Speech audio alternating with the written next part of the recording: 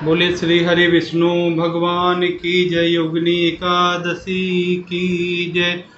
योगिनी एकादशी का व्रत 11 जुलाई 2026 दिन शनिवार को रखा जाएगा, क्योंकि उदया तिथि अनुसार द्वादशी युक्त एकादशी है। आइए योगिनी एकादशी के कथा के महात्म का श्रवण कर लेते हैं। युधिष्ठिर ने पूछा, वासुदेव, आषाढ़ के कृष्ण पक्ष में जो एकादशी होती है उसका क्या नाम है? कृपया उसका वर्णन कीजिए। भगवान श्री कृष्ण बोले, नृपश्रेष्ठ, आषाढ़ गुजरात महाराष्ट्र के अनुसार ज्येष्ठ के कृष्ण पक्ष के एकादशी का नाम योगिनी है। यह बड़े बड़े पातकों का नाश करने वाली है। संसार सागर में डूबे हुए प्राणियों के लिए यह सनातन नौका के समान है। अलकापुरी के राजा धीराज कुबेर सदा भगवान शिव की भक्ति में तत्पर रहने वाले हैं। उनका हेममाली नामक एक यक्ष सेवक था जो पूजा के लिए फूल लाया करता था। हेममाली की पत्नी का नाम विशालाक्षी था। वह यक्ष काम पास में आबद्ध होकर सदा अपनी पत्नी में आसक्त रहता था। एक दिन हेममाली मानसरोवर से फूल लाकर अपने घर में ही ठहर गया और पत्नी के प्रेम पास में खोया रह गया, अतः कुबेर के भवन में न जा सका। इधर कुबेर मंदिर में बैठकर शिव पूजन कर रहे थे। उन्होंने दोपहर तक फूल आने की प्रतीक्षा की। जब पूजा का समय व्यतीत हो गया तो यक्षराज ने कुपित होकर सेवकों से पूछा, यक्षो, दुरात्मा हेममाली क्यों नहीं आ रहा है? यक्षों ने कहा, राजन, वह तो पत्नी की कामना में आसक्त हो घर में ही रमण कर रहा है।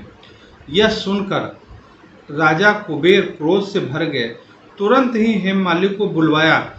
वह आकर कुबेर के सामने खड़ा हो गया। उसे देखकर कुबेर बोले, ओ पापी, अरे दुष्ट, ओ दुराचारी, तूने भगवान की अवहेलना की है, अतः कोढ़ से युक्त और अपनी उस प्रियतमा से वियुक्त होकर इस स्थान से भ्रष्ट होकर अन्य कहीं चला जा। कुबेर के ऐसा कहने पर वह उस स्थान से नीचे गिर गया। कोढ़ से सारा शरीर पीड़ित था, परंतु शिव पूजा के प्रभाव से उसकी स्मरण शक्ति लुप्त नहीं हुई थी। तदंतर वह पर्वतों में श्रेष्ठ मेरुगिरी के शिखर पर गया। वहां पर मुनिवर मार्कंडी जी का उसे दर्शन हुआ। पाप कर्मा यक्ष ने मुनि के चरणों में प्रणाम किया। मुनिवर मार्कंडेय ने उसे भय से कांपते देखकर कहा, तुझे कोढ़ के रोग ने कैसे दबा लिया? यक्ष बोला, मुने, मैं कुबेर का अनुचर हेममाली हूँ। मैं प्रतिदिन मानसरोवर से फूल लाकर शिव पूजा के समय कुबेर को दिया करता था। एक दिन पत्नी सहवास के सुख में फंस जाने के कारण मुझे समय का ज्ञान नहीं रहा, अतः राजा धीराज कुबेर ने कुपित होकर मुझे शाप दे दिया, जिससे मैं कोढ़ से आक्रांत होकर अपनी प्रियतमा से बिछुड़ गया। मुनिश्रेष्ठ संतों का चित्त स्वभावतः परोपकार में लगा रहता है। यह जानकर मुझ अपराधी को कर्तव्य का उपदेश दीजिए। मार्कंडेय जी ने कहा, तुमने यह सच्ची बात कही है, इसलिए मैं तुम्हें कल्याणप्रद व्रत का उपदेश देता हूँ। तुम आषाढ़ मास के कृष्ण पक्ष की योगिनी एकादशी का व्रत करो। इस व्रत के पुण्य से तुम्हारे कोढ़ निश्चय ही दूर हो जाएगा। भगवान श्री कृष्ण कहते, राजन, मार्कंडेय जी के उपदेश से उसने योगिनी एकादशी का व्रत किया, जिससे उसके शरीर का कोढ़ दूर हो गया। उस उत्तम व्रत का अनुष्ठान करने पर वह पूर्ण सुखी हो गया। युधिष्ठिर, योगिनी का व्रत ऐसा पुण्यशाली है कि 88,000 ब्राह्मणों को भोजन कराने से जो फल मिलता है, वही फल योगिनी एकादशी का व्रत करने वाले मनुष्य को मिलता है।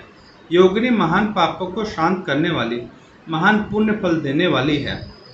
इस महात्मा को पढ़ने और सुनने से मनुष्य सब पापों से मुक्त हो जाता है। इस महात्मा को पढ़ने और सुनने से, इसलिए जो व्रत रखते हैं एकादशी का बहुत मंगलकारी है। जो किसी कारणवश नहीं रख पाते हैं वो भी एकादशी के कथा के महात्म्य का श्रवण अवश्य करें। नियम आप सभी को पता है। और व्रत जो रखते हैं उसका पारण जो अगले दिन करेंगे वो सुबह 5:30 से 9:30 बजे के बीच आप व्रत का पारण भी रविवार का कर लेंगे। तो सबसे बड़ी बात क्या है कि एकादशी आप व्रत नहीं भी रख सकते हैं। व्रत का कथा का महात्मा सुनिए, और जो व्रत रखते हैं वो शाम को अपना संकल्प कर लें कि प्रभु मैं एकादशी का व्रत इस निमित्त कर रहा हूँ। इस व्रत के प्रभाव से मेरे घर ऐसा मंगल हो, शुभ हो, ऐसा कल्याणमय हो ऐसी भावना करके आप शुभ संकल्प करके अपने व्रत का संकल्प करके व्रत कर सकते हो। दिन में ओम नमो भगवते वासुदेवाय, ओम नमो नारायणाय का जप करिए और प्रयास करिए कि जाने अनजाने कोई भी ऐसा कार्य ना हो जो दैव अनुकूल ना हो, जिसमें दोष लगे, उससे बचिए आप। और उसके बाद में रात के समय में अगर संभव हो, जिनकी रात्रि जागरण का ड्यूटी या समय होता है, तो 12 साढ़े 12 बजे तक का जागरण करके और रात्रि का, और उसके बाद में उतने समय तक में भगवान नाम संकीर्तन करके एक मानसिक आरती, अगर आरती की व्यवस्था हो तो मन ही मन भगवान की आरती भी कर लें। इस तरह हमको जागरण का भी फल प्राप्त होगा और भगवान श्री हरि विष्णु सभी के कष्ट दूर करें, ऐसी मंगल कामना सभी के लिए, सभी को खूब हरिओम।